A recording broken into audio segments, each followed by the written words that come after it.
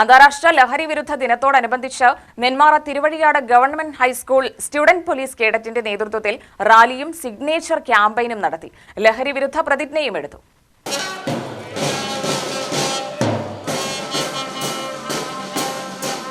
Nenmara MLA K Preman ഉദ്ഘാടനം ചെയ്തു.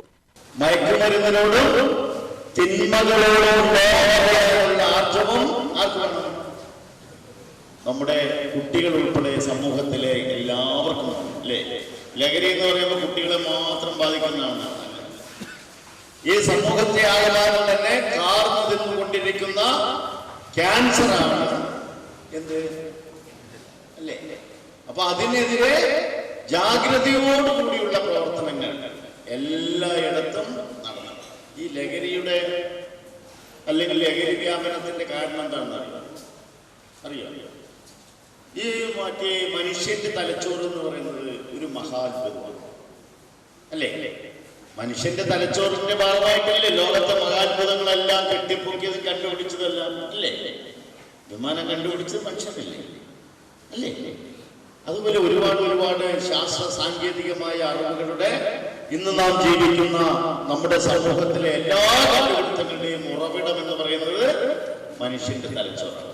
ഏതാനും ചില ആളുകൾക്ക് സമ്പന്നന്മാരാകാൻ, പണക്കാരാകാൻ വേണ്ടി ഒരു സമൂഹത്തെ ആകമാനം തന്നെ നശിപ്പിക്കുക എന്ന ഹീന കർത്തവ്യമാണ്, ഹീന പ്രവൃത്തിയാണ് എന്ത് ചെയ്തുകൊണ്ടിരിക്കുന്നത്, മയക്കുമരുന്നിലൂടെ ചെയ്തുകൊണ്ടിരിക്കുന്നത്. അതിനുവേണ്ടി സമൂഹം നശിക്കണോ? വേണോ? വേണ്ടെന്ന് ഉറക്കെ പറയാൻ കഴിയട്ടെ നമുക്ക്? വേണോ? ഏതാനും ആളുകൾക്ക് വേണ്ടി, അവർക്ക് സമ്പന്നന്മാരാകാൻ വേണ്ടി ഈ സമൂഹത്തെ, ഈ ലോകത്തെ നശിപ്പിക്കണോ? അപ്പൊ നമ്മൾ നമ്മുടെ ജീവിതത്തോട് തന്നെ ഒരു പ്രതിജ്ഞയെടുത്ത് മുന്നോട്ട് പോകണം. അയലൂർ ഗ്രാമപഞ്ചായത്ത് പ്രസിഡന്റ് രാജേശ്വരി അധ്യക്ഷത വഹിച്ചു.